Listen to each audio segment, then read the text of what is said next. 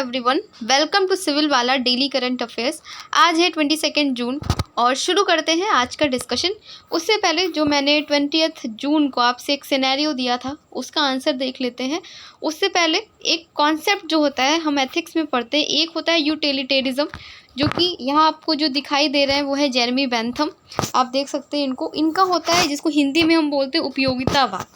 ठीक है, तो यूटिलिटेरिज्म में हम जो फोकस करते हैं जेरेमी बेंथम के अनुसार, ज़्यादा लोगों के लिए ज़्यादा खुशी, greatest happiness for greatest pleaser जो है पीपल। और इसमें क्या होता है कि हम प्लेजर को मैक्सिमाइज करते हैं और पेन को मिनिमाइज करने की थ्योरी रहती है। तो अगर इनके हिसाब से देखें, जेरेमी बेंथम के हिसाब से देखें, तो यहाँ पे वो 5 लोगों को बचाने की बात कहेंगे, क्योंकि यहाँ पे 5 लोग हैं प्लस 5 लोगों की फैमिली भी है। तो इसलिए ये कॉन्सेप्ट जो है यहाँ पे सूट करेगा और हम यहाँ पे जो एक पर्सन है फिर उसकी हम कुर्बानी दे सकते हैं, क्योंकि यहाँ पे हमें ज़्यादा लोग दिखाई दे रहे हैं। ठीक है, तो ये होता है कॉन्सेप्ट यूटिलिटेरिज्म का। और दूसरे जो हमें यहाँ पे दिखाई दे रहे हैं दूसरे पर्सन, ये है इमैनुअल कांत और इनका कॉन्सेप्ट है डीओंटोलॉजिकल। इसमें क्या होता है कि मीन्स पे ज़्यादा फोकस किया जाता है, जबकि यूटिलिटेरिज्म पे जो है एंड पे ज़्यादा फोकस किया जाता है।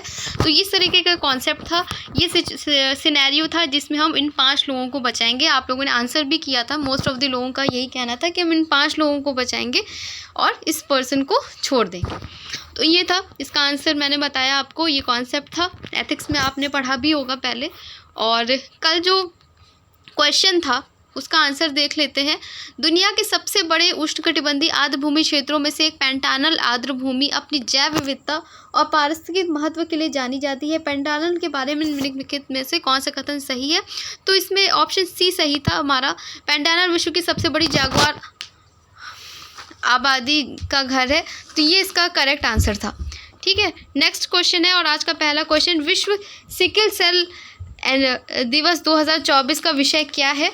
तो देखते हैं। ऑप्शन ए है hope through progress advancing sickle cell globally. Option B है सेलिब्रेटिंग प्रोग्रेस। सी है shine the light on the sickle cell. और डी है हमारा increase public awareness and understanding of sickle cell disease. इसका सही answer है हमारा ऑप्शन ए, प्रगति के माध्यम से आशा और वैश्विक स्तर पर सिकल सेल देखभाल को आगे बढ़ाना। नेक्स्ट क्वेश्चन की तरफ बढ़ते हैं। नेक्स्ट क्वेश्चन, और तो याद रखिएगा विश्व सिकल सेल दिवस जो है 19 जून को मनाया जाता है। 2008 को संयुक्त राष्ट्र द्वारा स्थापित। इसका उद्देश्य है जनता और हितधारकों को प्रारंभिक पहचान और रोकथाम के बारे में सूचित करना। तो ये इसका सही आंसर है। नेक्स्ट क्वेश्चन की तरफ बढ़ते हैं। नेक्स्ट क्वेश्चन है हमारा, हाल ही में खबरों में रहा नालंदा विश्वविद्यालय किस राज्य में स्थित है? तो इसका सही आंसर है हमारा, जो नालंदा विश्वविद्यालय है वो बिहार राज्य में स्थित है। और अभी इस समय न्यूज़ में भी है, क्योंकि माननीय प्रधानमंत्री जी जो है वो नालंदा परिसर में उन्होंने उद्घाटन किया है विश्वविद्यालय परिसर का। 5वीं शताब्दी में कुमार गुप्त द्वारा बनाया गया था। ये स्टैटिक क्वेश्चन बन जाता है। और 600 वर्षों तक प्रसिद्ध मठवासी विश्वविद्यालय था, जो हर्षवर्धन और पाल राजाओं के अधीन फला फूला। नेक्स्ट क्वेश्चन की तरफ बढ़ते हैं। नेक्स्ट क्वेश्चन है हमारा, हाल ही में कौन सा देश समलैंगिक विवाह को मान्यता देने वाला पहला दक्षिण पूर्व एशियाई देश बना है? Recently which country become the first South East Asian country to recognise same sex marriage? Option A है थाईलैंड, बी है वियतनाम, सी है मलेशिया और डी है सिंगापुर। तो इसका सही आंसर है हमारा ऑप्शन ए, थाईलैंड। थाईलैंड समलैंगिक विवाह को मान्यता देने वाला पहला दक्षिण पूर्व एशियाई देश बन गया है। अपनी समावेशी प्रतिष्ठा के बावजूद थाईलैंड को रूढ़िवादी सामाजिक और सरकारी मूल्यों के कारण इस कानून को पारित करने में दशकों तक चुनौतियों का सामना करना पड़ा है और इसे राजा महावजीरा लोंगकॉर्न द्वारा औपचारिक अनुमोदन की प्रतीक्षा थी और 120 दिनों के अंदर ये प्रभावी हो जाएगा। तो ये क्वेश्चन इंपॉर्टेंट है। 2018 में इसी तरीके का एक क्वेश्चन पूछा गया था प्रिलिमिनरी एग्जाम में। तो याद रखिएगा, थाईलैंड जो है सेम सेक्स मैरिज को मान्यता देने वाला देश बन गया है। नेक्स्ट क्वेश्चन है हमारा, ट्रेंट बोल्ट जिन्होंने हाल ही में अंतर्राष्ट्रीय क्रिकेट से संन्यास की घोषणा की है, किस देश से रिलेटेड है? ऑप्शन ए है ऑस्ट्रेलिया, बी है दक्षिण अफ्रीका, सी है अफगानिस्तान और डी है न्यूजीलैंड। का करेक्ट आंसर है ऑप्शन डी, न्यूजीलैंड। न्यूजीलैंड में के बाएं हाथ के गेंदबाज ट्रेंट बोल्ट ने 2024 T20 ICC क्रिकेट विश्व कप में पापुआ न्यू गिनी के खिलाफ न्यूजीलैंड के अंतिम रूप ग्रुप सी मैच के अंतर्राष्ट्रीय क्रिकेट से संन्यास की घोषणा की। तो इसमें इंपॉर्टेंट ये होता है कि आपसे हो सकता है कि उनकी कंट्री पूछ ली जाए। तो याद रखिएगा ट्रेंट बोल्ट किससे रिलेटेड है, न्यूजीलैंड से, क्योंकि काफ़ी सारे लोगों ने इस बीच संन्यास लिया है क्रिकेट मैच से, और साथ ही फुटबॉल वाला भी है। तो याद रखिएगा, हो सकता है स्टेटमेंट में दे दें और जो गेम का नाम है वो चेंज कर सकते हैं या प्लेयर का नाम चेंज कर सकते हैं। तो इस तरीके का ध्यान रखिएगा। हाल ही में खबरों में रहा घोड़बंदर किला किस राज्य में स्थित है? Ghodbunder fort recently seen in news is located in which state? Option A है महाराष्ट्र, बी है गुजरात, सी है केरल और डी है राजस्थान।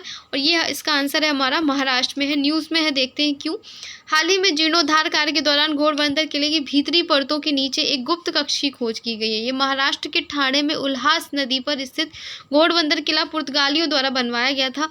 1730 में बनकर तैयार हुआ है। शुरुआत में घोड़ों के व्यापार के लिए इस्तेमाल किया जाने वाला यह किला मराठों और अंग्रेजों के कब्जे में आ गया था। तो ये याद रखिएगा, न्यूज़ में है, पूछा जा सकता है। नेक्स्ट क्वेश्चन हमारा, हाल ही में समाचारों में रहा कैसिमर प्रभाव क्या? What is a Casimir effect recently seen in news?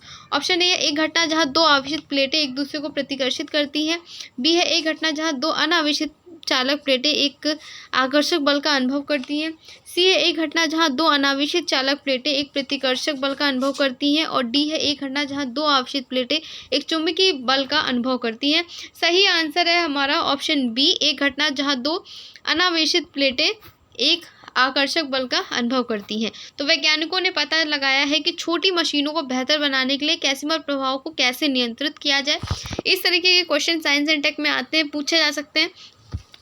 1948 में हेनरिक कैसिमर द्वारा भविष्यवाणी की गई कैसिमर प्रभाव में क्वांटम वैक्यूम उतार चढ़ाव के कारण दो निकट स्थित अनावेशित संवाहक प्लेटों के बीच एक आकर्षक बल शामिल होता है। तो ये याद रखिएगा कि कैसिमर प्रभाव जो है वो किससे रिलेटेड है, पूछा जा सकता है एग्जाम में। नेक्स्ट क्वेश्चन की तरफ बढ़ते हैं। नेक्स्ट क्वेश्चन है हमारा, हाल ही में भारत सरकार द्वारा अनुमोदित राष्ट्रीय फॉरेंसिक इंफ्रास्ट्रक्चर संवर्धन योजना का उद्देश्य क्या है? What is the aim of the national forensic infrastructure enhancement scheme recently approved by government of India? Option A है स्वास्थ्य सेवा के बुनियादी ढांचे में सुधार करना, आपराधिक फॉरेंसिक बुनियादी ढांचों को मजबूत करना, शैक्षिक सुविधाओं को बढ़ाना और परिवहन प्रणालियों को विकसित करना। सही आंसर है हमारा ऑप्शन बी, आपराधिक फॉरेंसिक बुनियादी ढांचे को मजबूत करना। नेक्स्ट क्वेश्चन की तरफ बढ़ते हैं हमारा, हाल ही में कौन सा हवाई अड्डा स्वसेवा बैगेज ड्रॉप प्रणाली शुरू करने वाला देश का पहला हवाई अड्डा बन गया है? Which airport recently become the first in the country to introduce a self service baggage drop system? Option A है राजीव गांधी अंतर्राष्ट्रीय हवाई अड्डा, बी है सरदार वल्लभ भाई पटेल अंतर्राष्ट्रीय हवाई अड्डा, सी है अंतर्राष्ट्रीय इंदिरा गांधी अंतर्राष्ट्रीय हवाई अड्डा और डी है नेताजी सुभाष चंद्र बोस अंतर्राष्ट्रीय हवाई अड्डा। सही आंसर है हमारा ऑप्शन सी, इंदिरा गांधी अंतर्राष्ट्रीय हवाई अड्डा। दिल्ली के इंदिरा गांधी अंतर्राष्ट्रीय हवाई अड्डे लिमिटेड ने 17 जून को एक स्व सेवा बैगेज ड्रॉप सिस्टम शुरू किया है। टर्मिनल 1 और 3 में लगभग 50 इकाइयाँ स्थापित की जाएंगी। तो ये याद रखिएगा, न्यूज़ में है। नेक्स्ट क्वेश्चन की तरफ बढ़ते हैं। प्रत्येक वर्ष किस दिन को विश्व शरणार्थी दिवस के रूप में मनाया जाता है? दिवस और थीम बहुत इंपॉर्टेंट रहते हैं यूपी पीसीएस के लिए, स्पेशली हर साल 1-2 क्वेश्चन आपको डेफिनेटली देखने को मिलेंगे ही। तो आप थीम याद रखिएगा, डेट भी याद रखिएगा जो इम्पॉर्टेंट है। ऑप्शन ए है 19 जून, बी है 20 जून, सी है 21 जून और डी है 22 जून 22 जून। सही आंसर है इसका 20 जून। 20 जून को वर्ल्ड रिफ्यूजी डे मनाया जाता है। शरणार्थियों की दुर्दशा के बारे में जागरूकता बढ़ाने और उनके समावेश को बढ़ावा देने के लिए हर साल 20 जून को विश्व शरणार्थी दिवस मनाया जाता है। 2020-24 की थीम क्या है? एक ऐसी दुनिया के लिए जहाँ शरणार्थियों को स्वागत किया जाता है। तो ये थीम ज़रूर याद रखिएगा। नेक्स्ट क्वेश्चन है हमारा, अंतर्राष्ट्रीय योग दिवस 2024 की थीम क्या है, जो हमारा कल था 21 जून को?